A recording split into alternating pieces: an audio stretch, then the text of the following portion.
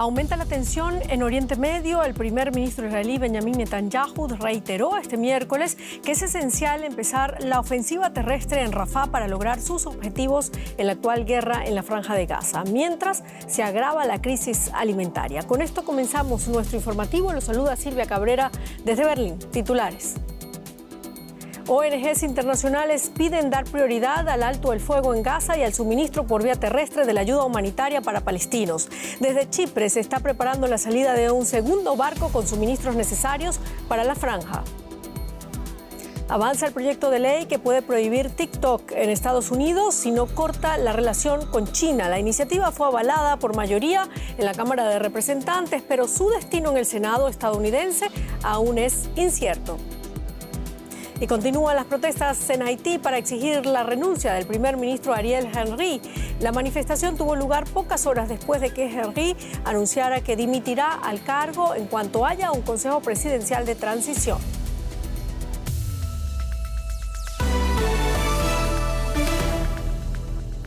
Se intensifican los esfuerzos internacionales para hacer llegar a Gaza la tan necesitada ayuda humanitaria. Un segundo barco cargado de suministros se prepara para zarpar de Chipre. El primer barco, que transporta unas 200 toneladas de alimentos, está por llegar. Gran parte de la franja ha quedado reducida a escombros desde que Israel lanzó su ofensiva militar en respuesta a los atentados terroristas perpetrados por Hamás el 7 de octubre. Son las secuelas de meses de combates en Han Yunis. Poco a poco los palestinos regresan a este complejo residencial, ahora en ruinas tras la retirada de las fuerzas terrestres israelíes de la zona. La mayoría ha perdido sus hogares y a sus seres queridos. Me dijeron que Israel se había retirado hoy de la ciudad. Corrí a traer comida y agua para alimentar a mis hijos. Mi marido no está, se lo llevó el ejército. Encontré el edificio destruido e incendiado. Más al sur, en Rafah, la Agencia de la ONU para los Refugiados Palestinos informó que su centro de ayuda había sido alcanzado por las fuerzas israelíes. El Ministerio de Sanidad de Gaza, dirigido por Hamás, afirma que varias personas murieron y decenas resultaron heridas. ¿Esto está prohibido? Somos una institución internacional. Todo lo que hacemos es para la gente. No hemos regresado a casa. Trabajamos día y noche para apoyar a los refugiados. Mira, ¿qué es esto? Todo esto se lo llevamos a niños y ancianos. El ataque ha agravado la desesperación de muchos habitantes de Gaza que sufren en medio de una grave escasez de alimentos y suministros básicos.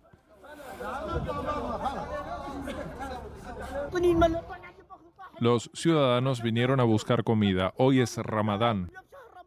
¿Cómo pueden bombardearnos durante el mes de Ramadán? Israel se enfrenta a críticas por bloquear el envío de ayuda humanitaria a la Franja de Gaza, afirmación que las autoridades israelíes han negado en repetidas ocasiones. La ONU advierte del riesgo inminente de hambruna. Y seguimos con este tema. Ampliamos ahora con Miquel Ayestarán, periodista especializado en Oriente Medio. Miquel, te saludamos.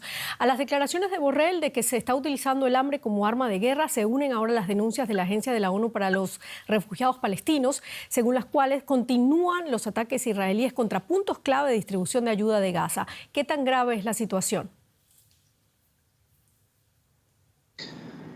Así es, las palabras de Borrell han sido muy claras, pero no llegan acompañadas de medidas concretas como sanciones, por ejemplo, a Israel por cometer este tipo de situaciones, por utilizar el hambre como arma de guerra, que esas han sido las palabras literales empleadas por el jefe de la diplomacia europea.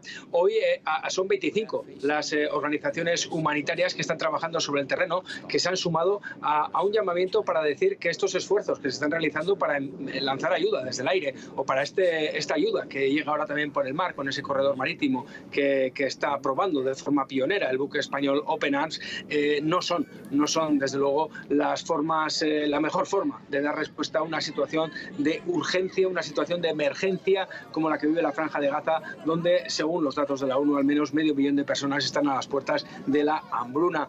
Sin embargo, estos llamamientos no están obteniendo una respuesta respuesta. Hemos visto esos 6 camiones que han entrado por el paso de Erez en una medida absolutamente cosmética. Se necesita muchísimo más. La situación es muy grave y la verdad es que las medidas que se están tomando hasta el momento no son suficientes para dar respuesta a una situación en la cual literalmente la gente está muriendo de hambre. Israel usa el hambre como arma de guerra. Ha dicho Josep Borrell, los llamamientos se están repitiendo, sin embargo, repito, no hay medidas concretas para evitar que se siga produciendo esta situación y las organizaciones que están trabajando sobre el terreno están impotentes ante el goteo, por ejemplo, en la entrada de ayuda por camiones. Tendría que ser muy superior a lo que se está produciendo hasta el momento, pero toda la presión que se realiza desde la comunidad internacional no es suficiente y no está teniendo resultado. Y el primer ministro israelí, Benjamin Netanyahu, reiteró este miércoles en una reunión en Jerusalén con el primer ministro holandés, Mark Rutte, que empezar la ofensiva terrestre en Rafah es esencial para lograr sus objetivos en la actual guerra en la Franja de Gaza. Ahora sí, ¿estamos ante una inminente ofensiva terrestre? Pues parece que sí. Y desde luego, si Israel, pasados 5 meses, tenía marcados 2 objetivos. El primero, acabar con Hamas, y el segundo, cazar a los líderes de Hamas, los cerebros de ese 7 de octubre. Y el segundo de los objetivos, liberar a los cautivos. Hasta ahora no ha conseguido ni el primero ni el segundo. Y para intentar lograrlo, la última ciudad que les queda por asaltar es Rafah, una ciudad en la cual antes de la guerra había unas 200-300.000 personas, pero ahora son 1,5 millones de palestinos. Han llegado allí desde el norte y desde el centro, son desplazados, han llegado en busca de refugio y también guiados por esas llamadas de Israel a la evacuación de las zonas en las que estaban. Han creído que estaban en un lugar seguro, pero ahora están a las puertas de una nueva operación. Y es que por la forma de combatir que tiene Hamas, los batallones de los islamistas en esta ciudad aún no han entrado en combate. Por lo tanto, si Israel quiere acabar militarmente con Hamas, lanzan esa operación sí o sí. Además, los israelíes piensan que aquí van a poder encontrar a esos cerebros de las operaciones del 7 de octubre y también a los cautivos, a los más de 100 cautivos israelíes que siguen en manos de las facciones palestinas. El desafío es enorme debido a esa presencia masiva de civiles. Parece que desde Estados Unidos, según citan los medios israelíes, han puesto esta ofensiva sobre Rafah como una auténtica línea roja, pero hasta el momento, desde luego, Netanyahu ha demostrado que no hay ninguna línea roja para ellos en esta guerra, y según estas últimas declaraciones que ha realizado, parece que Rafah tampoco lo será. Muchísimas gracias, Miquel Ayestarán, por este análisis. También Alemania se suma a los esfuerzos por llevar la tan necesaria ayuda humanitaria a Gaza, en este caso una ayuda que llegará por vía aérea. Nuestro compañero Emily Vinagre nos trae los detalles. Emily, adelante, cuéntanos. Bueno, los detalles, Silvia, los adelantaba hoy el ministro de Defensa alemán. En concreto, Berlín va a participar en el puente aéreo para Gaza impulsado por Jordania con 2 aviones militares de transporte que van a operar entre Jordania y Gaza y que podrán cargar hasta 18 toneladas de alimentos y medicinas. Se espera que los primeros cargamentos puedan ser lanzados sobre territorio gazatí este mismo viernes o quizás el sábado. Alemania se suma a otros países occidentales como Estados Unidos o Francia que también van a hacer llegar ayuda por vía aérea, una ayuda que se suma a otras iniciativas por mar, como la que transporta en estos momentos unas 200 toneladas de material en una travesía que partía el lunes desde Chipre. Lo cierto, sin embargo, es que tanto la ayuda por mar como la ayuda lanzada desde el aire suponen apenas una gota en el océano para las urgentes necesidades de los más de 2 millones de gazatíes. Urge abrir los pasos fronterizos a la ayuda por carretera, mucho más sencilla y efectiva. Así lo ha venido señalando repetidamente Naciones Unidas. Ayer llegaban al norte de Gaza 6 camiones. Pues bien, la ONU cifra en 300 el número de camiones de alimentos que deberían llegar diariamente a Gaza para paliar mínimamente la situación. No solo eso, la ONU también urge al gobierno israelí a permitir la entrada de los llamados artículos de doble uso, artículos como tijeras, anestésicos o bombonas de oxígeno que Israel prohíbe porque considera que podrían emplearse con otros fines. Sea como sea, lo que está claro es que urge aumentar de forma exponencial la ayuda humanitaria para paliar una hambruna que la ONU califica de inminente. Muchísimas gracias, Emily Vinagre. Y el canciller federal alemán Olaf Scholz descartó nuevamente el envío de misiles de largo alcance Taurus a Ucrania en una acalorada sesión de preguntas y respuestas en el Parlamento alemán. El mandatario afirmó que su postura era clara y que no se entregarán misiles a Kiev sin supervisión alemana. Scholz rechazó acusaciones de la oposición, según las cuales su postura es una muestra de desconfianza hacia Ucrania, y recordó que Alemania es, dentro de los países europeos, el que un mayor aporte ha hecho a la defensa ucraniana. Para mí, la entrega de armas de largo alcance está descartada cuando solo tiene sentido entregarlas con el despliegue de tropas alemanas, también fuera de Ucrania. Esa es una línea que yo, como canciller de Alemania, no estoy dispuesto a cruzar. Por eso tomé esta decisión y he expuesto mi postura tal y como ya la conocen. Creo que es necesario garantizar con la entrega de armas que las tropas alemanas no se van a ver implicadas en esta guerra. Y el presidente ruso Vladimir Putin ha insistido en que los ataques ucranianos contra el territorio ruso buscan interferir en el desarrollo de las elecciones presidenciales que tendrán lugar en el país este fin de semana. En una entrevista con la televisión estatal, Putin declaró que está dispuesto a utilizar armas nucleares frente a una amenaza para el país y elogió su capacidad para lanzar armas nucleares por tierra, mar y aire. Asimismo, expresó su esperanza de que Estados Unidos evite cualquier escalada que pueda desencadenar una guerra nuclear, pues enfatizó que sus fuerzas nucleares están preparadas para esa eventualidad y que el arsenal nuclear ruso es más moderno y avanzado que el estadounidense. Lituania ha culpado al Kremlin de la agresión a Leonid Volkov, jefe de gabinete del líder opositor ruso Alexei Navalny, recientemente muerto en una prisión rusa. El activista de 43 años, exiliado en Lituania, fue atacado frente a su domicilio en la capital, Vilna, por un individuo armado con un martillo. Desafiante, Leonid Volkov describió el momento en el que fue atacado con un martillo frente a su casa. Querían cortarme en pedazos. Una persona me atacó con un martillo de carnicero afuera de mi casa en el patio. Me golpeó la pierna unas 15 veces. De alguna manera la pierna está intacta, me duele caminar, pero dicen que no hay ninguna fractura. Pero mi brazo está roto. Bueno, eso se curará con el tiempo. Lo principal es que seguimos trabajando y no nos rendiremos. El incidente provocó un gran revuelo en el gobierno lituano. Sus servicios de inteligencia consideran muy probable que Rusia esté detrás del ataque. No hay duda de que algo así está planeado. Fíjense en el reciente aumento de profanaciones de la bandera lituana, de incidentes con nuestros monumentos.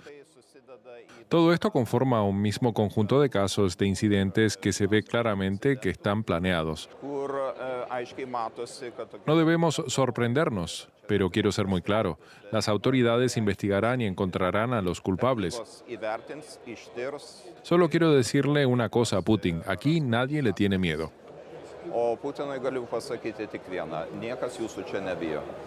Volkov, de 43 años, es una de las figuras más destacadas de la oposición rusa. Fue jefe del equipo de Navalny, que murió repentinamente en una prisión rusa el mes pasado.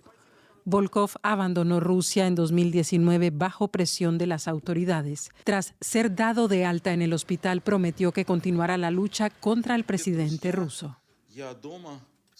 Y cambiamos completamente de tema, hablamos ahora de TikTok, ¿no?, en la economía. Así es, está en el ojo del huracán Silvia, y es que es poco habitual que en un año electoral un proyecto de ley en la Cámara de Representantes de los Estados Unidos ponga de acuerdo a legisladores demócratas y republicanos. Es el caso de TikTok y esta es una excepción. 352 representantes de ambos partidos votaron a favor de que la aplicación TikTok se desvincule de ByteDance, su casa matriz en China, para no ser prohibida su distribución en los Estados Unidos. De ser aprobada también por el Senado y el gobierno de Joe Biden, ByteDance tendría 180 días para vender la aplicación en Estados Unidos. Fuentes de ByteDance aseguran que la empresa está decidida a agotar todos los medios legales contra una inminente prohibición antes de considerar una venta. El futuro de la red social TikTok pende de un hilo en Estados Unidos. La Cámara de Representantes ha dado un ultimátum a su propietario ByteDance. Si no vende sus participaciones en la aplicación, en 6 meses se arriesga a una prohibición en los dispositivos estadounidenses personales y profesionales. Tras su aprobación en la Cámara, la ley pasa ahora al Senado, donde habrá debate. Es raro que una ley cuente con un fuerte apoyo o rechazo de ambos partidos. La prohibición de TikTok no solo restringiría la libertad de expresión, causaría un enorme daño a nuestra economía nacional. Hay propietarios de pequeñas empresas aquí y propietarios de pequeñas empresas de todo el país que utilizan TikTok. Se calcula que hay 170 millones de usuarios de TikTok en Estados Unidos. Su gran alcance preocupa a los funcionarios de inteligencia. Los directores del FBI y de la CIA han advertido de que China podría utilizarlo para influir en la opinión pública estadounidense y que podría obligar a ByteDance a entregar datos de sus usuarios.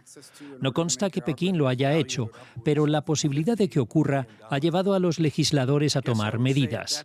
ByteDance niega cualquier relación con el gobierno chino. China advierte a Estados Unidos de que la prohibición tendría consecuencias.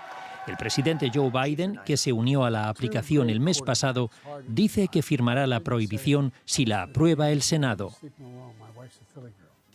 Y analizamos este anuncio con Argemino Barro, nuestro analista en Nueva York, a quien saludo con mucho gusto.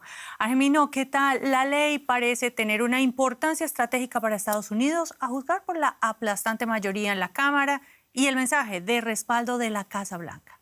¿Qué argumentan los defensores de esta ley, Argemino? Bueno, la principal argumentación, la principal apelación tiene que ver con la seguridad nacional de los Estados Unidos. Los autores de la ley dicen, como han destacado en el vídeo, que ByteDance es una empresa muy cercana al gobierno chino y, por tanto, existe el riesgo de que comparta datos privados de los ciudadanos americanos. Si bien no hay pruebas concluyentes de que se compartan estos datos, desde hace ya bastantes meses o incluso años, medios de comunicación y políticos han llamado la atención sobre el algoritmo de TikTok en Estados Unidos, que parece difundir información crítica con las políticas del gobierno estadounidense, por ejemplo, en lo que se refiere a la Franja de Gaza, y también algoritmos que pueden ser perjudiciales para la salud mental de los adolescentes. Este es un contexto muy sensible, es el contexto de la creciente rivalidad geopolítica y tecnológica en prácticamente todos los ámbitos entre Estados Unidos y China. Argemino, pero no parece que realmente tenga el camino completamente despejado. ¿Cuáles son los principales obstáculos que le permitirían a ByteDance evitar esta movida? Bueno, el primer obstáculo sería el voto en el Senado. El líder de la mayoría demócrata del Senado, el senador Chuck Schumer, ni siquiera ha dicho si va a haber o no un voto. Lo va a consultar con los comités pertinentes de esta Cámara. Después, si esta ley es aprobada, en el Senado parece que hay un poquito más de oposición que en la Cámara de Representantes. Esta ley sería firmada por Joe Biden, seguramente, pero luego podría ser denunciada en los tribunales estadounidenses. La mayor preocupación que esgrimen los críticos tiene que ver con la primera enmienda, con la ley que protege la libertad de expresión, y dicen es posible que el gobierno de Estados Unidos advierta a los consumidores sobre TikTok, pero al final la ley dice que los consumidores son los que tienen, digamos, el derecho a estar o no en TikTok. Y luego una segunda preocupación tiene que ver con la economía, ya que en Estados Unidos 7 millones de empresas utilizan diariamente esta aplicación. Una cifra nada despreciable. Gracias, Argemino, por estos análisis y hasta pronto. Hasta pronto. Bueno, así está la realidad de esta famosa aplicación, Silvia. Increíble. Bueno, a lo mejor llega hasta acá, hasta la Unión Europea, quién sabe. Vamos nosotros ahora con noticias de Haití, donde han estallado nuevas protestas por un plan de las naciones caribeñas para un nuevo gobierno del país. Los manifestantes han intentado bloquear calles de la capital, Puerto Príncipe, en una muestra de rechazo a que países extranjeros interfieran en la política de Haití. Los gobiernos de Estados Unidos y algunos países caribeños quieren nombrar un ejecutivo de transición y el primer ministro haitiano ha prometido dimitir tras su formación. Haití es el tercer mayor país del Caribe y limita al este con la República Dominicana. Hace tiempo que sufre una crisis de seguridad e inestabilidad política, pero ahora las bandas controlan gran parte de la capital y se teme que pueda desatarse una guerra civil. Este hombre cada vez acumula más poder en Haití. El líder pandillero Jimmy Cherizier, apodado Barbacoa, ex policía, Es un mafioso brutal que ha expresado su admiración por la antigua dictadura de Haití. Dirige una alianza de pandillas llamada G9. La violencia de las bandas ha matado a miles de personas en Haití. Dice que lucha por los pobres y contra la corrupción del gobierno. Pero las guerras entre bandas han obligado a cientos de miles de personas a abandonar sus hogares, han cortado el suministro de alimentos y desatado una crisis humanitaria. Haití es un país hundido en el caos y la pobreza. Muchos viven aún en alojamientos improvisados tras el devastador terremoto de 2010. Aquel sismo mató a más de 200.000 personas, según el gobierno. En aquel momento, Haití llevaba 20 años de democracia y carecía de un gobierno estable. Le siguió un huracán que destruyó más hogares. Las bandas empezaron a ganar poder. En 2017, Jovenel Moïse fue elegido presidente. Se dice que su gobierno apoyó a Cherizier y a las bandas del G9, así que las pandillas se reforzaron. 4 años más tarde, en 2021, Moïse murió asesinado y desencadenó la caída de Haití en el caos. Ariel Henry juró como primer ministro en funciones. Prometió celebrar elecciones presidenciales, pero aplazó reiteradamente los comicios. En el vacío de poder aumentó la violencia de las bandas y el gobierno de Henry perdió cada vez más control. Numerosas manifestaciones pidieron a Henry que dimitiera. En septiembre del año pasado, Cherizier tomó la iniciativa. Luchamos para derrocar al gobierno de Henry. Da igual cómo, tenemos que derrocarlo. A finales de febrero, el G9 se hizo con el control del aeropuerto internacional de Haití, mientras Henry estaba en el extranjero. Esto le impidió regresar. Está por ver si Cherizier tiene sus propias ambiciones de poder, pero lo que está claro es que el nuevo gobierno en Haití tendrá que enfrentarse a las pandillas, que son una fuerza a tener en cuenta. Y en México, las autoridades encontraron vivo al periodista Jaime Barrera, que había sido secuestrado hace 2 días en Guadalajara, la capital del estado de Jalisco. El presentador de Televisa y colaborador de otros medios locales aseguró tras su liberación que lo secuestraron por su labor periodística y anunció que solicitará adherirse al mecanismo de protección para periodistas del gobierno mexicano. La ONG Reporteros Sin Fronteras considera a México el país sin guerra más peligroso del mundo para ejercer esta profesión. Y con las próximas declaraciones que dará Salvatore Mancuso ante los tribunales de paz, Colombia revive la esperanza de conocer toda la verdad sobre la violencia paramilitar que vivió el país durante 30 años.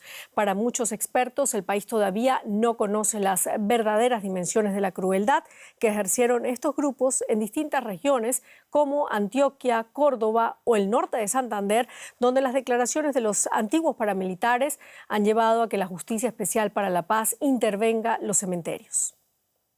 El cementerio central de Cúcuta. Durante décadas, las Autodefensas Unidas de Colombia utilizaron este espacio para desaparecer a sus víctimas. Acá también fueron depositadas aquellas que las autoridades no pudieron identificar. Yo creo que han sido décadas esperando que el cementerio central sea investigado, sea escudriñado en la búsqueda de la verdad. Y en ese sentido, las organizaciones sociales y como ciudadanos estamos despertando ante una realidad que se desconocía. Y es, allá hay personas o hay cuerpos de personas dadas por desaparecidas, pero no se calculaba cuántos, no se sabía en qué lugares. Y esta intervención o esta medida cautelar abrió esa puerta. En los 90 y a inicios de los 2000, los grupos paramilitares tuvieron gran influencia y poder en norte de Santander, una región con un alto número de denuncias de desaparición forzada aún no resueltas.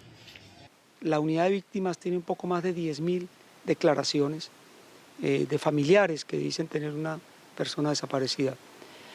Por todo el tema de memoria y de acompañamiento a comunidades, nosotros calculamos que pueden ser entre 10.000 y 15.000 personas desaparecidas. El cementerio recibió medidas cautelares por parte de la Justicia Especial para la Paz. Se establecieron más de 40 puntos de interés forense donde se cree que hay víctimas del conflicto armado. Y se han recuperado 211 211 que hasta el momento tienen evidencias de muerte violenta, como por ejemplo proyectiles y ciertas lesiones que nos hacen pensar que estas podrían ser víctimas en el marco del conflicto armado. A pesar de que el tribunal está comprometido a encontrar la mayor cantidad de desaparecidos, desde la JEP son conscientes de que el esfuerzo tal vez no será suficiente. Esto a uno lo pone en una situación compleja con las víctimas que tienen la legitimidad